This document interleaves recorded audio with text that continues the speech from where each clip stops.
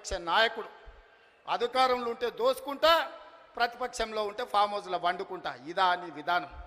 నిజంగానే ప్రజలు కష్టాలలో ఉంటే ఫామ్ హౌస్లో గాడిది పండ్లు దొంగతున్నావా? రా ప్రజల్లోకి వచ్చి మాట్లాడు. ప్రతిపక్షంగా ఏం సూచన చేస్తావో చెయ్యి ప్రభుత్వానికి. మేము వినడానికి సిద్ధంగా ఉన్నాం. నువ్వు లేవనెత్తిన అంశాలు సహేతుకమైనవైతే సరిదిద్దడానికి సిద్ధంగా ఉన్నాం. నువ్వు రావు. ఆ చిల్లరగాళ్ళని ఇద్దరు ఊరి మీదకి వదిలిండి. అది చూసిన ఆంబోతులాక ఊర్లలో దేవుళ్ళకి వదులుతారుగా దున్నపోతులని తెలుసు కదా. అది 7 చేనుల మేసి వచ్చినా ఏమనం. దేవరకు వదులుతాం కదా అది చూసిన వాటిని. దేవరకు వదిలే ఓ రోజు బలి ఇస్తారు. ఆ ఇద్దరిని అచ్చోసిన వాళ్ళలాక ఊరి మీదకి వదిలి ఈరోజు ఏది పడితే అది మాట్లాడుతున్నారు. ఏమన్నా అర్థం పర్థం ఉందా? ఒక్కసారి ఆలోచన చేయండి మిత్రులారా. ఇంకా ఆ పక్కన లావు మనగాళ్ళు లడాయిపోతే వెనకాల ముగ్గురు నూకుడు మనగాళ్ళంట. ఆయన కిషన్ రెడ్డి అనటాన్ని ఇంకొక ఆయన ఉన్నాడు.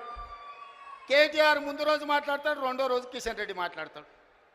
మనం గుజరాత్లో Sabarmati river development front Modi గారు అభివృద్ధి చేస్తే సప్పట్లు కొడతాడు. మా మోడీ చూడు గుజరాత్లో గొప్పగా చేసిండు. కానీ అదే Musi river development front Hyderabad నగరంలో ప్రపంచానికి ఆదర్శంగా ఉండేట్టుగా మనం చేద్దామంటే వద్దు, నేను అడ్డం పడుకుంటా అంటాడు.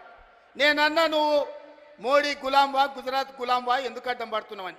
సిగ్గు లేకుండా నేను మోడీ గులాంని అంటుండు. ఆయన నన్ను అంటుండు సోనియమ్మకు నువ్వు గులాంవా అని. నేను ఒక్క మాట ఈ వేదిక మీద నుంచి స్పష్టంగా చెప్పదలుచుకున్నా.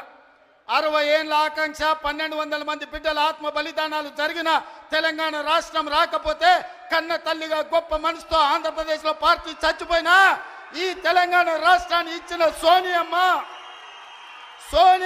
మా అమ్మ, సోనియమ్మ మా అమ్మ, మా 4 కోట్ల తెలంగాణ బిడ్డలకు కన్న తల్లి.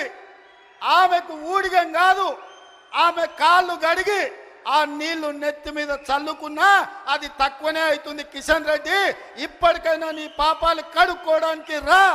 సోనియమ్మ కాళ్ళు గడిగి మన ఇద్దరం నెత్తి మీద చల్లుకుంటే మోడీకి ఊడిగం చేసినందుకు కొంతైనా నీకు ప్రక్షాళన జరుగుద్ది అంటున్నా.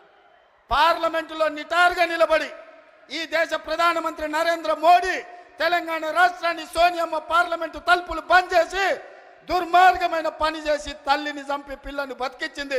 తెలంగాణ రాష్ట్ర ఏర్పాటునే అపహాస్యం చేసిన నరేంద్ర మోడీ తెలంగాణ ద్రోహి. అలాంటి తెలంగాణ ద్రోహికి నువ్వు బానిసవై గులామువై నువ్వు గుజరాత్ పోతే నువ్వు గుజరాత్ పోయి గాడిదలను కాసుకో. కిషన్ రెడ్డి, ఈ తెలంగాణలో ఒక్క నిమిషం కూడా నీకు ఉండడానికి అర్హత లేదని నేను చెప్పదలుచుకున్నా. ఇన్ని రోజులు నువ్వు అంటే గౌరవ మర్యాద ఉండే, అందుకే మాట్లాడేటప్పుడు ఆచితూచి మాట్లాడేటోని కిషన్ రెడ్డి గురించి.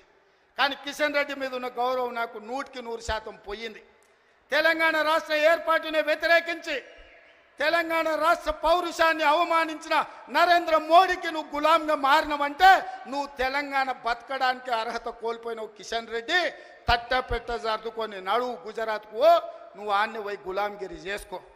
నేను మళ్ళొక్కసారి చెప్పదలుచుకున్నా, సోనియమ్మ కనికరం వల్ల, సోనియమ్మ త్యాగం వల్ల 60 సంవత్సరాల మా తెలంగాణ రాష్ట్ర స్వప్నం నిజమైంది. ఇవాళ సోనియమ్మకి ఎంత చేసినా తక్కువే.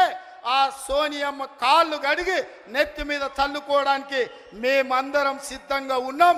ఇది అవమానంగా కాదు, ఆత్మ గౌరవంగా మేము భావిస్తున్నాం. కిషన్ రెడ్డి, ఆ తల్లే లేకపోతే ఈ తెలంగాణ రాష్ట్రమే లేదు.